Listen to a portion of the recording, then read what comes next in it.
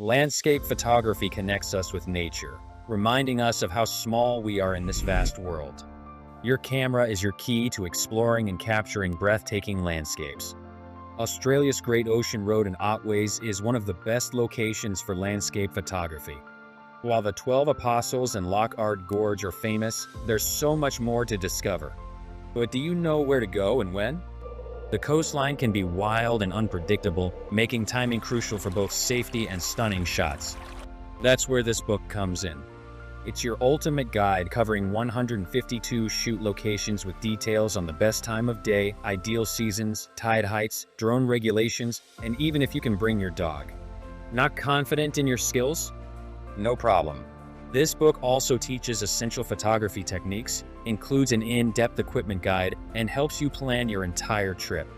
This book is the result of 4 years of research and travel within the region, uncovering hidden locations and determining the safest and most photogenic times to visit each spot. Whether you're discovering new locations or working with limited time, it ensures you get the best shots possible.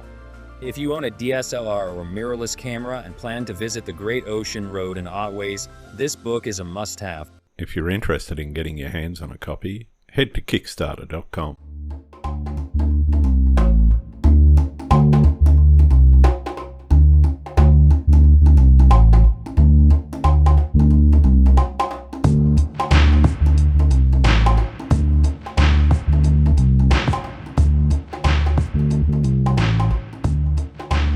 Hello and welcome to Landscape Photography World, the podcast for everyone passionate about landscape photography. I'm Grant Swinburne and I'll be your host on this show, talking to landscape photographers about their motivations, likes and dislikes. Laura Zirino, a dedicated landscape photographer, shares how early retirement has led to a profound personal and creative transformation. Moving to the American Southwest has allowed her to simplify life and fully embrace photography, a decision that brought unexpected joy and artistic fulfillment. As a contributor to Arizona Highways and with features in Outdoor Photographer, Shutterbug and National Geographic's website, Laura discusses the moments that rekindled her passion for photography.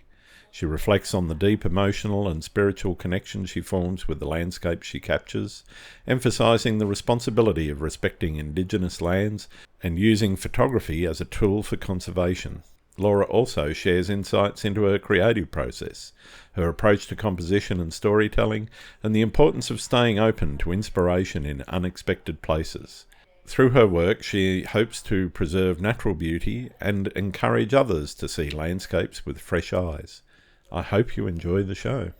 G'day, Laura. Welcome to Landscape Photography World. How are you going? I'm doing great. Thank you for having me. Excellent. So I wanted to talk to you today about your experience in landscape photography, why you're a landscape photographer, and how you kind of got into it.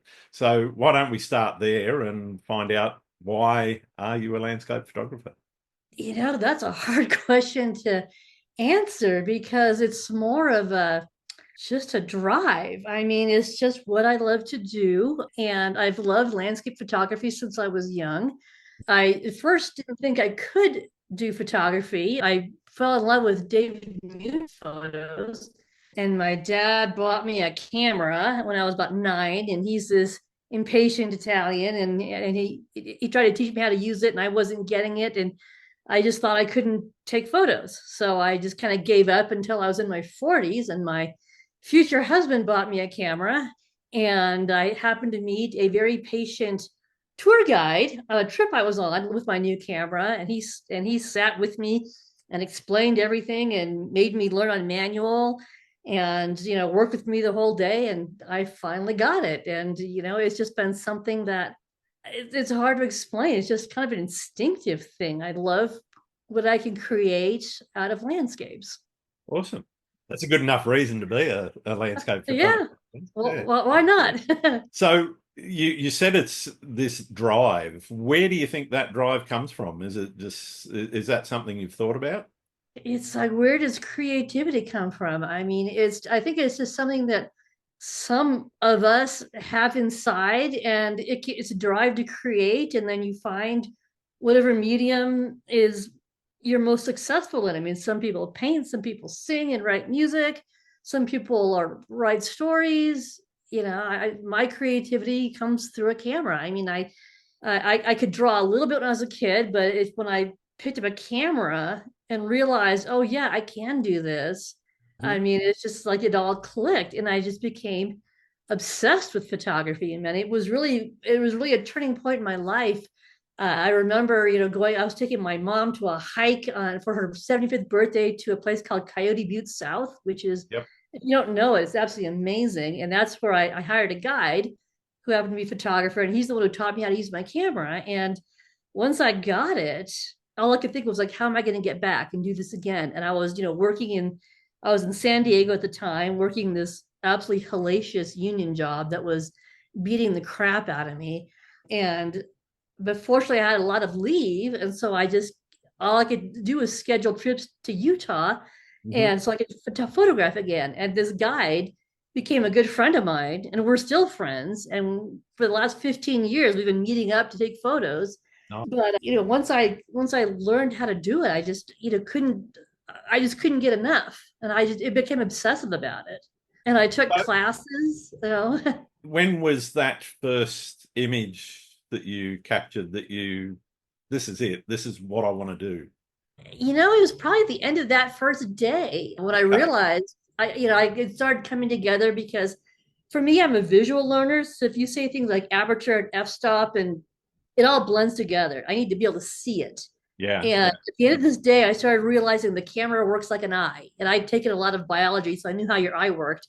Yep. And I was like, oh, okay. And shutter speed is the blink and aperture is the pupil. And I started learning, figuring out depth of field, and this huge world opened up for me. And I just couldn't go into it fast enough. And I took classes at UCSD about on photography for years. Mhm. I actually hired a photographer at one point to work with me, and I worked with him for 2 years.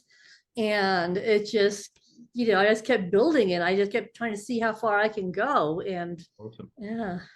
And how do you connect with a place before you photograph it? Do you rely on instinct, research, or what? Are you, Um, in other words, are you a planner or are you more reactive to your? it's a little bit of both. The Sure. photographer I worked with, they had an interesting approach. They would go and it's more of they had more of a spiritual connection to the landscape, and that's what they encouraged me to do. And for example, I have a photo of they took on my wall, and the way they got to that photo is they visited this place 4 times. And the first 2 or 3 times, they didn't take their camera. They just Right. explored the area and in every way and were completely present. And things that were barriers to that would be barriers to most people weren't a barrier to them, because this one location is at the edge of a creek, actually a pretty wide and fast creek. And they went across the creek. There's a waterfall. Most people, if they came to this location, would stop at the edge of the creek and say, oh, nice, click, and you'd get the shot that everyone Sure, sees. sure. And this person went into it and left their camera at home deliberately so they'd be in a position to receive, in their words, rather than take a photo. So they went Right. just being present, and the photo they took, probably no one else in the world could have taken besides them. And it's taken from the middle of the creek. Most people wouldn't wade into this creek because it's pretty fast, but you can get there.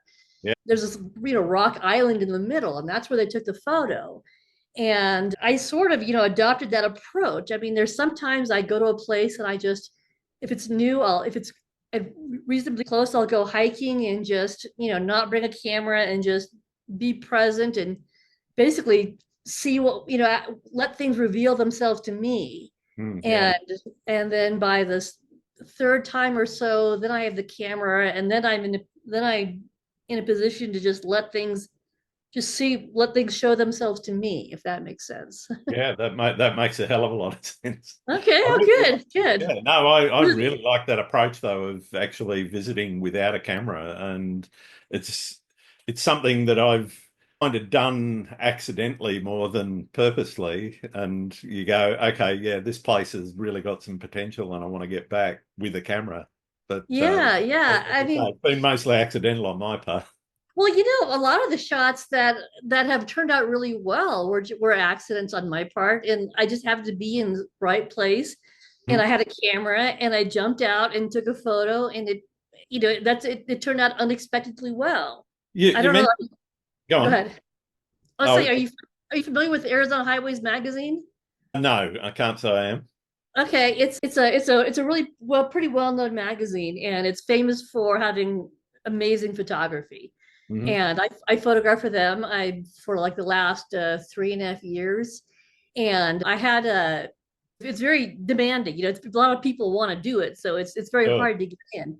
And I had my second photo for the magazine was a cover, and in fact, it's right here. I don't know if you can see that. This Oh, photo was taken pretty much when I was just goofing off. It was in the middle of the day, and I just happened to go to a place to see what it was like, and this amazing light happened. I just happened to have a camera handheld, and I just shot, and it wound up on the cover. I mean, that's all the preparation that went into it. No apps, no anything. Just like, oh my god, that's cool. Click. You know. yeah, it's wonderful when things like that happen. Yeah, and when you get into that creative flow with things like where it's happening over and over, it's just a high, like nothing else. You mentioned the spiritual connection. Is that something that's important to you? And have you ever had that emotional, or, it could be emotional as opposed to a spiritual, I guess, sort of feeling when shooting a particular landscape?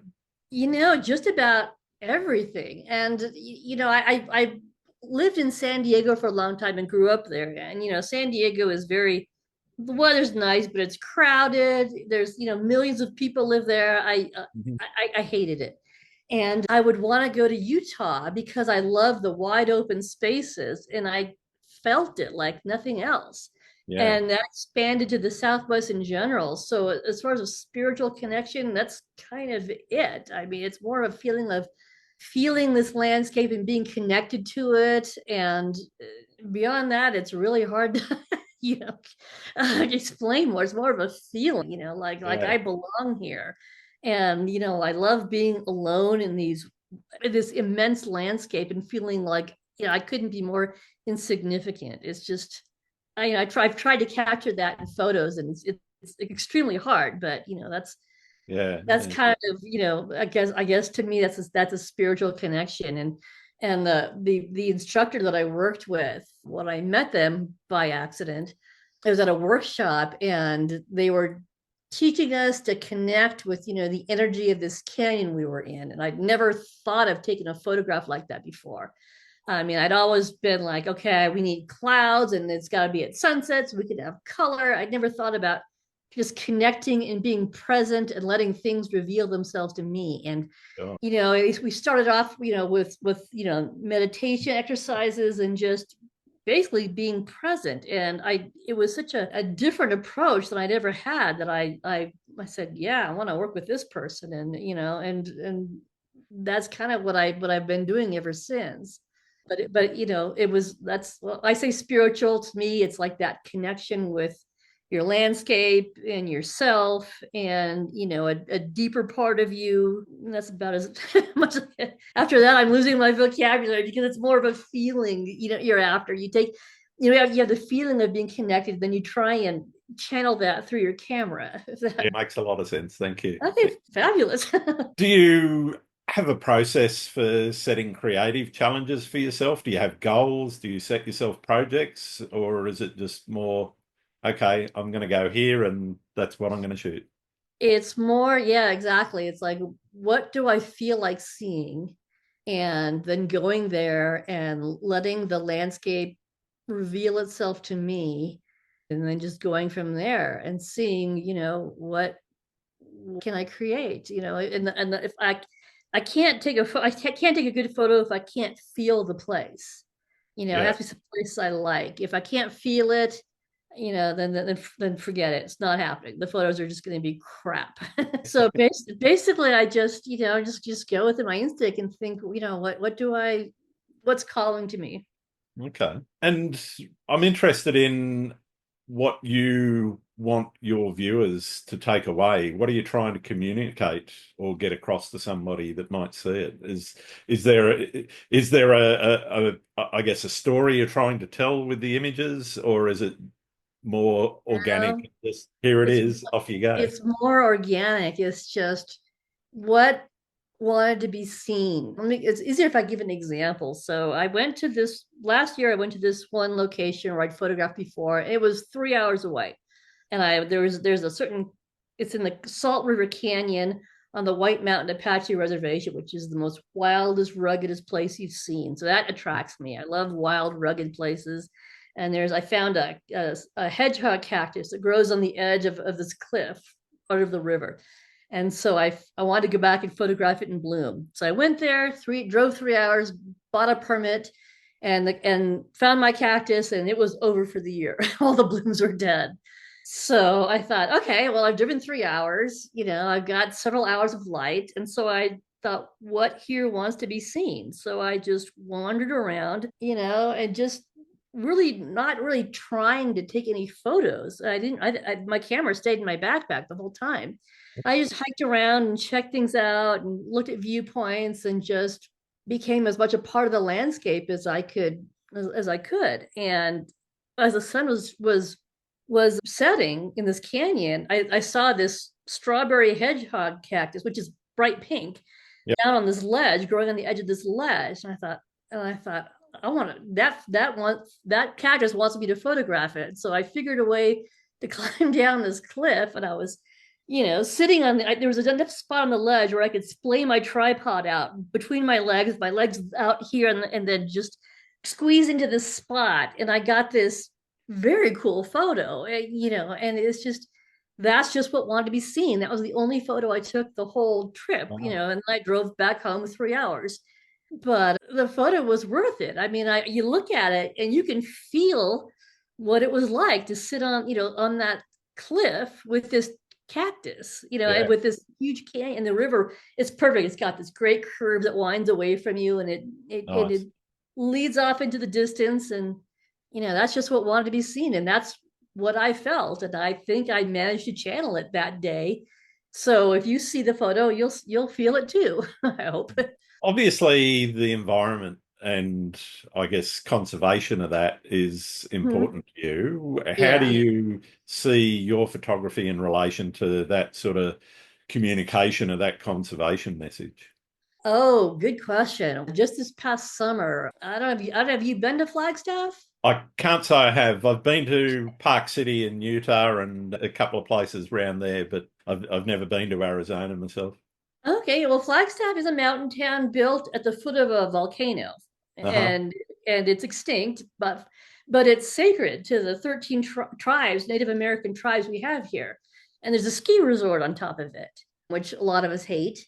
And they decided they got permission from the Forest Service to remove 7 acres of mature aspens off this mountain, with a sacred mountain, to put more ski lifts. And they removed an area that was one of the most beautiful trails that's very popular. And when I found out, I was just horrified.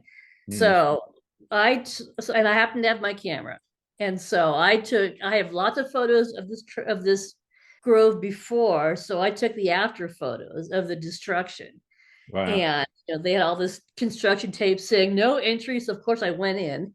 No one was there at the time. It was early in the morning. So I photographed the destruction, and I disseminated it to every outlet I could think of. I mean, I put it on Google Maps for this trail. I put it on my Instagram page. I have a space in the gallery in Flagstaff. I printed photos of what the grove used to look like with a protest statement at the bottom, Yeah. every outlet you can think of. So that's where I see my photography. I mean, I try and show, what these lands look like and why they're important, especially with the current political climate in the US right now. I mean, our vice president stated, gee, there's a lot of land that isn't being used for anything right now, especially in the Southwest. And that attitude, it just appalled me. The land itself has value, just its beauty, in the solitude, in the solace people feel when they're there, its importance to the tribes, both ancestral tribes and the contemporary tribes. So I see myself using my photography, to, preserve what we have, Yeah. because we clearly have people now in power that can't feel anything. So if I can make people feel and care about this land, then I think that'll be the greatest gift I could give back. Yeah, fantastic. How effective do you think you've been so far with I your? don't know, because a couple of my posts I posted on Instagram, a before shot and then the video of what the grove looked like afterwards, and Mm, it got 24,000 views. wow. So and there's a lot of antipathy against the ski resort. So Yeah, yeah, it just needs, maybe it just needed a little more fire under them. So we can't stop them tearing up that grove, but maybe in the future, maybe we can save some more, because yeah. apparently this grove has been it's been contested for the last 17 years, this project. So if I can forestall the next one, I'll be extremely happy. Yeah, sure, sure. I guess one of the things you mentioned also was the fact that some of these places sacred to the indigenous communities. Hmm. And I'm interested in that interplay between photographers that go on those lands and, sometimes help document it with an intent to try and help their message of conservation and so forth. I guess I'm interested in your thoughts on how we can approach those sorts of subjects with some respect and sensitivity, and how do you work with the indigenous people in their land around getting onto their land first off, and then also Yeah. working with them in documenting it. I haven't done much photography on the non-touristy places, but the person I worked with did a lot of travel on the nearby reservations, and this person just basically asked. They'd stop. If there was a house, they'd say, "May I cross your land and do some photography?" And this person said all but two times where they told they were allowed to go, but only twice were they told to leave. Yeah, I work with a couple of Native American artists in the gallery. And, I just basically, I think it's a privilege to be able to work alongside, the native, the tribes here who've been here for hundreds, some thousands of years, and learn their culture and how things are seen. And, I think when you have that respect, it comes through. Like when I photographed this cactus, I had to get permission. It's just a permit for the to enter the land. But the first time I went there, I'd driven 3 hours and the cactus wasn't in bloom. So I went back to the permit office and I told them, the person told them, why I wanted to exchange my permit. And the person happened to be a big fan of Arizona highways and she loved the right. photography. So she was happy to help me. And when I got my shot, I went back there and gave her a copy of the magazine, the one I showed you, and said, here's a anniversary photography issue. Thank you for helping me. And Right. just showing that respect and appreciation, and it comes through. And does that answer the question? Yeah, definitely, definitely, definitely. Okay. I mean, I think if I were to go, a little more deeper, I would have to get to know people that were there in the area where I wanted to photograph, and, get to know them, and let them get to know me and why I want to photograph it. Because, I think there's a lot of resentment from people who just think photographers want to come get a photo, take it, sell it and make money, and that's it. I mean, Yeah, I don't yeah. do that. I would want to benefit them as well. I would, and just if they'll allow me to come and just see what I can create, I'm happy to give back to them too, and whatever way they would like. Awesome. So yeah. How do you think landscape photography has changed you as a person? I've never thought about that. It's certainly given me a sense of peace, and connection. I mean, I never thought about this until now, but I lived in San Diego from the time I was 4. And the more I learned photography in my 40s, the more I hated San Diego because all I saw was, concrete everywhere, 10 lanes of traffic. And I wanted to be away from that in wide open spaces. And now I live in the mountains. I definitely don't have that nice temperate climate, but I don't care. I like feeling the change of the seasons.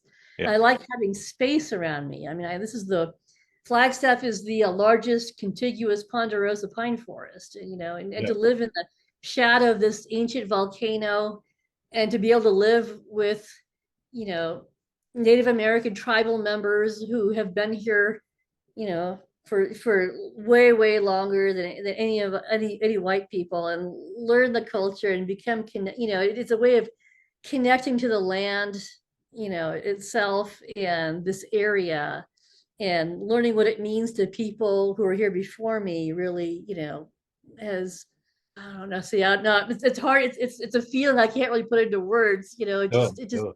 basically it's a connection to this place, Yeah. so, but becoming a landscape photographer has definitely given me an appreciation for nature untouched and unspoiled. I mean, It, do you think where you live has shaped not only what you shoot, but how you approach photography, the some of the techniques you use at all? no, because I already use these techniques. I found my way here because this was a place where I could live, and shoot the way I wanted. I mean, Sure. I picked this place for many reasons, but one of the reasons was there was such a wide variety of terrain and environment and just so many things to shoot. I mean, there's Native American ruins to this side. There's a volcano to that side. There's Sedona and the Red Rocks down below. I mean, Yep. I could be here a lifetime and never shoot everything. So Yeah. Yeah. it was just an endless number of opportunities to create something out of the landscape here. Nice. Nice. Yeah. What does success look like for you in your photography? Success looks like being able to do exactly what I want to do and continually striving to do better. I mean, I had a union job for 20 years and I was constantly being told, this is, where you're going, you're in this meeting, you got to be here, we're doing this. And, it was soul sucking. And so for me, success is being able to shoot whatever I want and shoot the way I want, which is why I love Arizona highways. They Mhm. don't tell you what to do. They just say, hey, we need a photograph of this over here. And it's up to you to figure out, It just has to be Arizona. Exactly.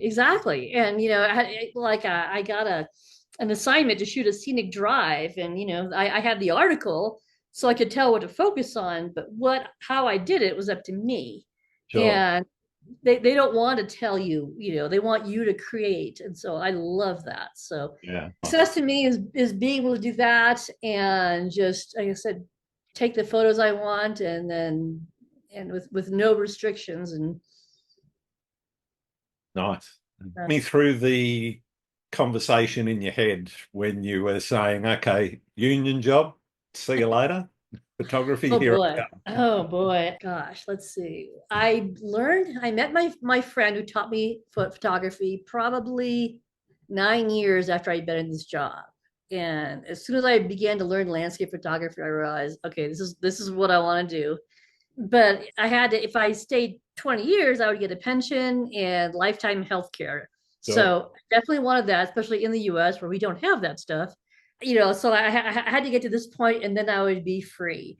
So the language in my head was basically, it was like doing an Ironman race. I used to do triathlons. I mean, it was You could basically see the like, finish line.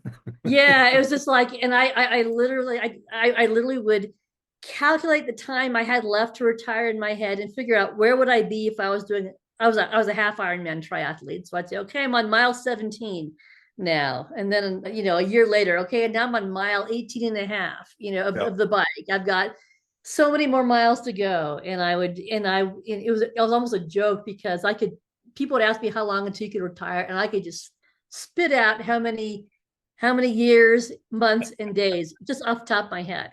At least it And wasn't hours and minutes. yeah, at least it wasn't hours and minutes, but I could say, yeah, 8 years, 4 months, in 26 days. I mean, I could just, and it was basically just, I would I would plan photography trips. And fortunately, being a union job, I had a lot of time off. And I was taking vacation every other month, and I would just live for these photography trips. And it was just like get to the next point, get to the next point. I don't know if you've ever run in like a marathon or a half marathon, it's like, okay, mile Well, five, like I mile would six. run marathons. Mile six, get to mile seven. You do it one step at a time. You don't think about the whole thing. And so that's what I did. I basically would just say, okay, get to the next trip. And these trips were my lifelines. And I realized, I knew I couldn't make full retirement. I took early retirement. No, great. Just lost my train of thought. Oh, yeah. I realized I would never get to full retirement. I realized I lost my train of thought. What were you just talking about? What was? Yeah, we were talking about the process of actually thinking about moving to photography from Yeah. time Oh, I work. had I had I had something brilliant I was going to say, and now it just evaporated. I Well, hate when that happens. I know the feeling. Let's see. I was talking about. Oh yeah, when I realized I wasn't going to make full retirement because there was no way I was going to get. I wasn't going to live long enough. I mean, Sure, I was having like high blood. I was a triathlete with high blood pressure. I mean, how does that happen? that's not Um, good. no, and it was all from stress. And and so I wound up retiring, giving early retirement at 7 a.m. on the first day I was eligible. And let's see, what was the point of that? I lost it again. Oh well, maybe it'll come to Uh, me. when did you actually decide, okay, photography is where I'm going, and that point where you said, okay, from Ah, here on in, yeah, I'm that's what I'm trying to say. Pretty much the first year that I learned photography, which was 2010. So I had 11 years to get to this magic point of oh, getting my pension and getting full health benefits. And just basically I realized I was spending so much trying to get from vacation to vacation so I could get the hell out of work. And I realized maybe I should just instead of escaping from this life, maybe I should get a life I don't need to escape from. uh-huh, And so I put this, it took 10 years, this plan of how am I going to get financially free enough so I can leave. And that's basically what I did. I saved money, I paid everything off, sure, and, with this goal. And then while I was simultaneously taking photography lessons, working with an instructor, and then I decided I wanted to shoot for Arizona highways, which was a big if because at the time I was just learning photography. My photography was crap. And here was this amazing magazine that I wanted to get to. So it took a lot of, classes, practice over and over and over again. mm, And basically just that ladder, that process, that I wanted to get to by my 55th birthday, which was the first day I was eligible for early retirement. sure, And I got there. I gave notice at 7 a.m. I had all my financial information, lined up. And I'd been submitting photos to the magazine, never had any used. And they actually brought me on as a contributor 3 weeks after I'd retired, which wow. was totally unexpected. It's just out of the blue, but the timing was just, it couldn't have been better. I think though that's a great story of sort of seeing a goal in front of you and having that goal to work for, and then putting in all of those hard yards that get you to the point where, okay, now I'm now I'm kind of getting close to where I want to be. Exactly. And it really had, I really had to sit down and say, okay, what steps are needed to get me there? And there was two big ones. Financially, I had to get out of the golden handcuffs. Yep. And then I had to get my photography up to the level where I could actually, submit anything to this magazine. And so I was Yeah. working on those simultaneously while trying to tread water and stay in this job, and I did it 20 years in 3 days, but yeah, I got the hell out. Fantastic. Talk to me a little bit about the gallery. You've mentioned it a couple of times. How did you get involved in that? I just applied and I got to Flagstaff, and I realized that the magazine, they only use 3% of the photos that are submitted because, Sure. they have I have an archive of 125,000 and more coming in. So they don't need a whole lot of photos. So I realized I need something else as an outlet. So I applied to this gallery because it was a co-op. Yeah. And you basically just, you rent your space, you put in a few hours a month, and then that's your space. You can do what you want with it. And it had a fabulous location. It's right in the middle of downtown, so it's right on the tourist track. but it's also it's multimedia. So you meet a lot of really interesting people. There's fabulous. There's a ton of creatives in Flagstaff. Yeah. You're working with. There's 40 of us. You're working with people that are just like you. That's where I've gotten to know. There are a couple of Native American jewelers, and I've got to know them, and and their culture, and it's just been just a fabulous opportunity, and so that's how I got into that. It's just been wonderful. Fantastic. Have you done any collabs with any of the other artists in the gallery at all? No, photography doesn't really work. I mean, we have a lot of painters, jewelers, glass makers, woodworkers. Other than photographing, their stuff. I mean, I'm not sure what else, what I could do. I mean, some of the artists have collaborated with each other when the media is compatible, but Yeah, the yeah. photographers yet. I guess I could get someone to make me a frame, and then but I don't know. Fair enough. Fair enough. Yeah. I guess part of that is, or part of working for yourself is wearing multiple hats. How have you've got to be the chief executive officer, chief marketing officer, chief of everything. How do you deal with balancing all of those activities along with the creative side? Because those things are very much not creative. Yeah. Well, the beauty of having a pension is you don't have to give a shit about those things. You can just do whatever you want. I mean, it was really important to me to get that pension because it would be Sure. freedom. It would be money that would come in no matter what. And then I could create, and it wouldn't matter if I sold anything because I'm not doing it for money. I'm doing it for myself. Yeah, yeah, If you're in the business of photography, if that, then you have a problem. You're going to have to do things that are, you may not want to, but they sell. You may have to shoot weddings, even though you really rather shoot street scenes. yeah. And fortunately, having an independent source of money set me free from that. So for the most part, I don't even have a business card. Okay. I let the photography speak for itself, and I let people find me. I don't advertise. I don't go out of my way to put my name out there. I just let people find me, and they have. I mean, I had a commission for a real estate agent last year who just wanted some landscapes to send to her clients. So okay, I'll shoot some, and she paid me nicely for that, and I didn't have to do a thing. She found me. Nice. Yeah. And I have no idea who's out there, but someone else will find me too. And so it's really nice to be able to let that business end go and not worry about it. Yeah, very nice. Absolutely nice. But I said that's why it was important to me. A lot of friends asked me when I was like 5 years from retirement, my photography was finally getting good. A lot of people asked me, why don't you just leave now? It's like, no, I need to get this pension in my health care, because once that's secure, I don't have to worry about it. Then I'm Yeah. free. I mean, if I don't feel like photographing anything, I don't. I mean, I can wait until the inspiration hits, Sure. Sure. because there's no need. So Have you got a favorite location that just keeps calling you back? I do, but I'm not telling anybody about it. That's okay. uh, You don't have to be precise. You can be very general.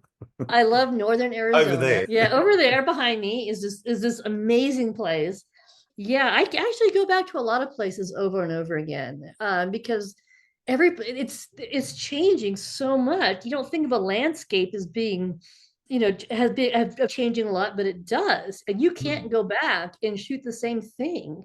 And so I'm always checking what's blooming here, what's doing over here. Is there, was there a good rain year? There might be a reflection pond, Yeah. and so I'm constantly going back to various places just to see what it's like in different seasons, times of day.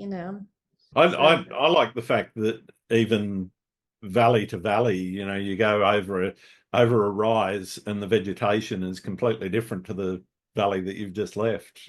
absolutely. Those sorts of changes just blow my mind, and I find that really stimulating creatively because you can Oh go, okay, yeah. well, I just have to get over that rise, and I know I'm going to see something different. Especially in Arizona, because you have great diversity of environment. You have, like, I'm up in the pine forest. There isn't a cactus anywhere. Yeah, You go yeah, down off the rim here, what you drop 2,000 feet, and then you're in a different environment. There's cactus, there's high desert, there's low desert. It's say like you said, you go into a And the different valley. vegetation around the creeks and rivers is completely different to Yeah, on the sides of the valley as you come into it. Yeah. absolutely. I mean, you go around a corner and you're in different weather. So there's just so much variety. You have to keep going out to keep up with what's going on, and you can't, which honestly I think is fabulous because it just means there's an endless opportunity of things to explore. Absolutely. Yeah. So What's one moment in your photography where you truly felt awe, like the landscape reminded you of how small we are in the grand scheme of things? every time I go out, honestly, Okay. I mean, you can find anywhere. And it's funny, I just read a study that said if you want to boost your mood, go out every morning on a walk with a sense of finding something Mm. awesome. And it can be in little things, it can be in big things, but just being open to feeling that, Yeah. is just what you live for as a photographer. And, sometimes you'll be in the most ordinary places and something amazing will happen. One time I hadn't slept well. It was during monsoon season. So I thought, well, I'll just drive out to this flower field Hmm. and see what's happening because I couldn't sleep anyways. So I drove out there and this storm came in and it blocked out the sun except for one edge. I knew I'd have about 10 minutes. The sun came under and just lit up the volcano. We call it the mountain in Flagstaff. Lit up the underside of the clouds. Right, I had two rainbows. If that wasn't enough, when they faded, the sun came through again, and this incredible double rainbow that framed the mountain, happened. And I got a photograph of it.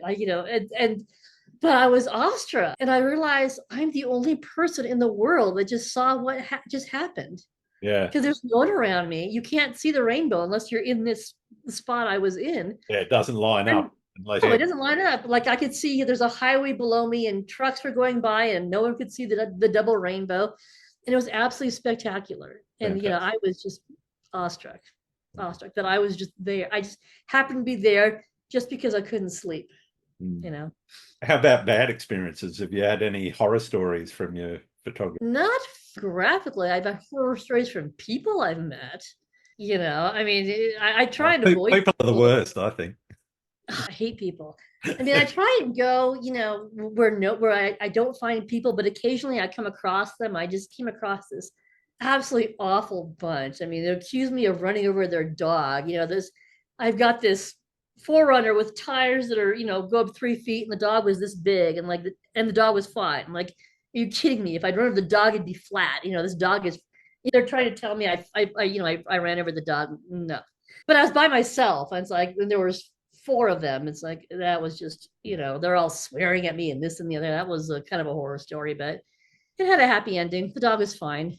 Yeah. So that's probably the worst thing that's happened to me so far. I asked earlier about how photography's changed you. How do you think it's changed your relationship with the natural world? It made me more in tune with it. I mean, I realized when I was in my union job, I was working at such a pace that I had lost touch with my own body, if you can believe that. I started doing yoga, and a lot of yoga is doing breath work and slowing things down and seeing how you feel. I realized I didn't know how I felt. I was living on my sympathetic nervous system in fight or flight reaction 18 hours a day. I Yeah. didn't know how I felt. And I think that's why I became attracted to the person I wound up studying with, because they were all about slowing down and connecting. And now that I've slowed down permanently, I connect really well with the landscape Mm. and seeing nature as a cycle. And we're all part of that cycle. And just seeing it as a continuum, I think that's photography has basically brought me to that. Yeah, yeah. I'm interested now in when you get back from a shoot, are you one to leave things to marinate, or are you straight into editing and you've just got to get into what you've done and at least see what you've I tend to leave things to marinate because it always happens that something that didn't jump out at you, you know, you may see later and say, wow, that's good. Mm. And it's inevitable that the things you think are great when you're out there in the field, you see them on the screen, you're like, oh man, what a bunch of crap. And Why did I? it's exactly like, what the hell was I thinking? Or there's a mosquito in the middle of the frame or something like that. All the ones you think are great rarely are as great as you think they are. But it's the ones that you just kind of sit with and let the details come alive, and then those are the ones that tend to be really good photos. Like, I don't know if you saw, I got the runner-up photo for the intimate landscapes, Yep. the Natural Landscape Photography Awards. That photo didn't jump out at me. That was not the one I liked. I'd been shooting a bunch that looked like there were a lot of green clouds, and I shot one that looked like a volcano, and I was so excited, and it was a bunch of crap. And I shot a bunch of interesting rocks. I thought, and that was crap too. And then I'm like, huh, the rock one's kind of cool. I think it was probably a couple months after I shot it. I'm like, huh, let me see what I can do with this. I'm like, oh, hey, that kind of works. So I sent it off, and I had a feeling it would do well, but not that well. I was really amazed when it came back, like, oh, you're the runner up. Like, holy shit, really? But that was not one of my favorite shots. That was kind of like just me goofing off, like, yeah, okay. And the shots that I thought were going to be spectacular are bunch of crap. Yeah, wow.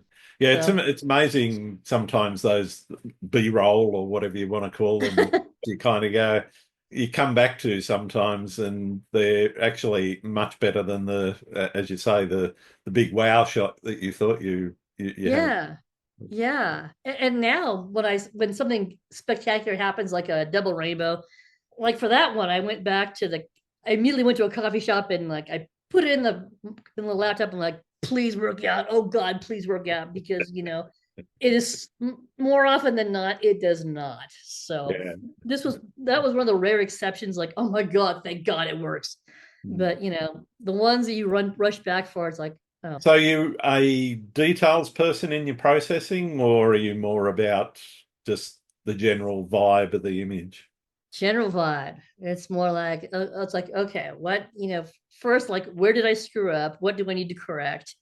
Try and find those first, and then just kind of sit back and just kind of let the photo process itself. I try and keep them natural, because Arizona Highways, is a travel magazine. They want to show Yeah. Arizona, so you can't be creative and swap out skies and and switch colors. They want to see what it looks like. So Mm.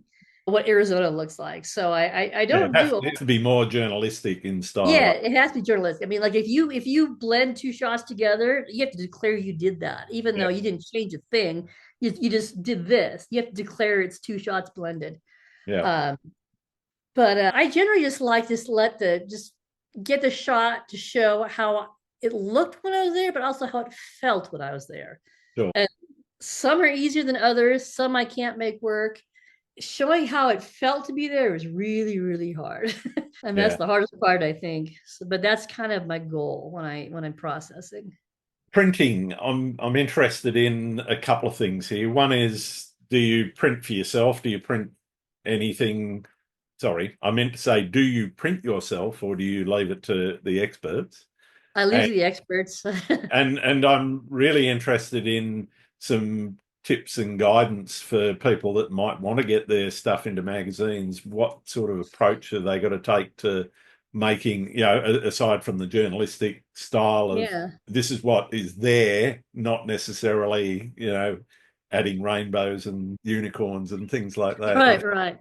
One of the classes I took when I was taking classes to learn photography was a printing class. It was good to know, because now I know how it works, and I know the adjustments I need to make. So that was helpful. And that also, the printing class taught me that I don't want to print. It's very technical. I'm not technical. I can barely use my camera. So I I'm turned print. technical and I don't like printing either. Yeah, so but I know how to turn over a decent file, so I doesn't come back with all these artifacts. I know not to save in JPEG and convert to a TIFF and then send it in. I know, so generally that works. As far as getting to a magazine, the advice I would give people is, first, look at the magazine you want to shoot for and see what they're looking for. You may not fit, and so rather than try and change how you do it, find where you fit. And I think that's the key for anything in photography. I mean, you need to find your niche. I mean, there are some people that, do great work, but they don't sell well in the gallery Yeah. because people just don't want to see that on their wall. Well, maybe they fit somewhere else. I like documentary style, printing, or photography, and I like being able to create what I want. So Arizona Highways is a good fit for me, and they like me too, fortunately. But I basically just find your niche. But if you want to, shoot for a magazine, best thing to do is contact the photo editor and say, just say, hey, What do I you love do? your magazine. And, be familiar with it. Don't send out a bunch of AI emails saying, oh, I want to be there. They can tell it's not sincere. And then just that usually they ask for a sample and then you send it in, and you may have to follow up, but basically just familiarize yourself with the magazine and what they need and see if you fit. Yeah, yeah. I So think that's great advice. The thing, I mean, I've been approached by magazines as well, and like yourself, it's kind of really pleasing when somebody comes along and says, "Hey, I like this image. Can I use it?" yeah, yeah, But it's also then you go, okay, well, yes, I know that magazine. I know what they're about. Making sure that what you're doing fits that can really yeah, help you along the way in getting into that sort of market. yeah. And maybe you want to do editorial photography, so look, Yeah. develop your style and then see out there who's interested in hiring you and likes that style, Yeah. and approach them. And I would say be persistent, not annoyingly persistent, but friendly persistence, Don't take like, no, the first no for the well, only answer. well, if they really don't want you, then don't be a pest. But like, for Yeah. example, I I know exactly where you're coming from. yeah, like the first, like I approached Jeff, the editor of Arizona Highways. I said, may I send you some photos? He said, sure. And I sent them in, and I'm nervous as hell. And I get no response for like 3 weeks. I'm like, oh shit, I hate this. I hate this follow up stuff. But I happened to be in Arizona, took a decent sunset photo. So 3 weeks later, I reach out again, include the sunset photo, and say, "Hey, just following up on the photos. By the way, here's a photo I took yesterday." This time he wrote back the next day and said, "Oh, sorry, I've been busy, but yeah, that looks great. Sure, send photos." And like, okay. If I hadn't followed up, I might have gotten lost in his massive mailbox. Yeah, But just be friendly, not annoying. You know what I mean? If they exactly. say no, go away, then okay, then go away, go find somewhere else. So you just gotta feel it out.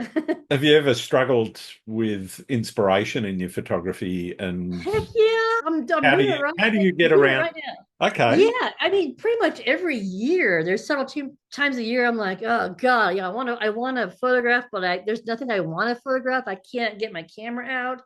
I'm a big Rick Rubin fan. I love Mhm. his philosophy on creativity and such. And in general, I try not to force it if I'm not feeling it, but sometimes you need to. And Yeah. his advice is, a lot of times when you're struggling, you're hating the outcome or you're not feeling anything. He says, forget that. You have no control over that. Make it a devotional practice. You're going to go out with your camera and you're just going to walk on a trail, and maybe something will be there, maybe something won't. Make it a practice of just going out hiking and being open to what's there. You don't have to take a Yeah. photo, or if you do, just create for the pleasure of it or to have fun, goof off, forget if it's good or not. I mean, just let that go. And Mhm. that's where the good photographs will come from, is when you because you have no control over the outcome. All you can do is you know create. So just make it playful, make it fun, take all the expectations out of it. Expectations are the death of creativity. Just let it go and make it a practice of enjoying and going out and seeing what happens. Yeah. Sounds good. What do you see as photography's place in society? Oh my gosh, photography in general. Yeah, well, landscape photography in particular, but photography in general. I'm gonna have to think on that one.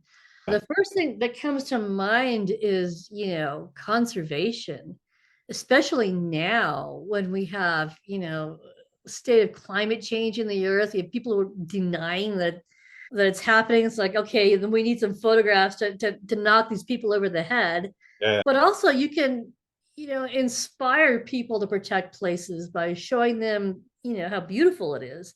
You can show change, you can show destruction, you can just show so much. I think photography also is a method of preservation too, because if an area is destroyed and new people come along, they're not going to remember what it used to look like. So, I don't know if you're familiar with Glen Canyon here in I've northern heard of Arizona. it. Yeah. Yeah, it was beautiful. It's now a reservoir. Yeah. And, there's the photos that were taken there, have inspired people to say, hey, wait a minute, maybe we need to drain this reservoir. Do we need it? And bring back the canyon. I mean, Mm. it's so if that's kind of where I see photography's place is showing us what has been lost, showing us what we have, creating inspiration to preserve places, and maybe bringing these places to people who maybe can't get there. Maybe they don't have the means to. Maybe someone on the other side of the world can't, is in a wheelchair, and they see these amazing places in Arizona if they go on my website, Yeah. Yeah. and maybe that will, enhance their life in some way. I don't, What do you think is the future of photography? another one I have to think about. There's a lot of discussion about AI. I don't see it as replacing photography in the sense that I was just talking about, where it's like landscape photography, showing a place, and showing how it used to look, showing what it looks Yeah. now, showing the destruction, because that's real. I mean, a lot of AI, like for selling you a couch in an IKEA catalog, I have no problem with that being AI. Like, Sure. couch is a couch.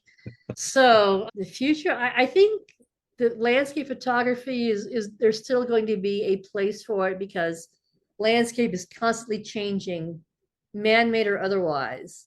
And AI doesn't recreate that. It can recreate a landscape, but not this one area, maybe where I want to show what it looks like, what's happened to it, what did it used to look like. So What's your favorite thing about being a photographer? just be able to the creativity. Landscape photography, you're if you're, in doing documentary style, you're limited to what's in front of you. So it's not like you can move things around, but it sort of makes you get more creative, because you say, okay, here's the scene. I can move myself around. I can look at it from up. I can look at it from below. How can I see this differently in front of me? And I think creatively that maybe only I would see. So, I'm sorry, I'm going to have to get you to do that again because I was getting quite a lot of stuttering in the video then. oh, okay. Sorry. Yeah, I just got a note saying your connection is unstable, but it looks pretty stable. Yeah. So you asked me what was my favorite part, because in landscape photography you can't really move the scene around, but you can move yourself, and you can say, well, how can I see this differently Sure. than someone standing here right would see? You can see it from above, you can see it from below, you can get real close, and challenging myself to see it in a way that maybe only I can see. So Mm. that's kind of my favorite part. What about your least favorite part? My tripod. I hate tripods. Okay. I would love to be able to shoot a long exposure without a tripod. I just can't stand that thing. But it's necessary for a lot of things. And the funny thing is, in Arizona highways, I've had about a little over 20 shots in the magazine. The vast majority were not shot on a tripod. So a lot of my photography, I go out, I try and do things right. I put a camera on a tripod, figure out the hyperfocal distance, get a good exposure, blah blah blah. And then I get bored after that and start goofing off. And a lot of those shots are handheld. And Yeah. those are the shots that make the magazine the vast majority of time. Just when I'm just saying, what if I do this with a really wide aperture? What's it going to look like? And that's the one they'll pick. And all my double rainbow, they have it. They haven't used it. They may never use it. But it's in the gallery, so that's okay. But they always pick the ones where I'm just goofing off, which is interesting. Fantastic. But yeah, no tripod. The vast majority of the shots in the magazine, including I've had two covers. They're both handheld shots. Wow. What do you like to do when you're not out shooting? Mountain biking. Flagstaff is sort of an all-season outdoor place. So I mean, it's mountain biking, yoga, skiing. I mean, hiking, anything that's outdoors. I am outdoors. Nice. Yeah. What's the best and or worst piece of advice anyone's ever given you? About photography in general? Yeah. Let's see.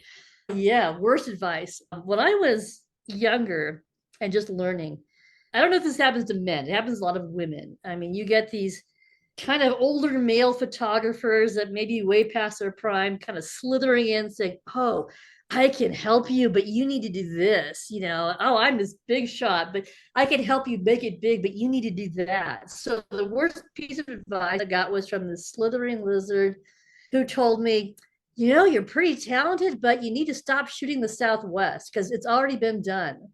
Wow. So here I am, being 25% of my income so far shooting the Southwest.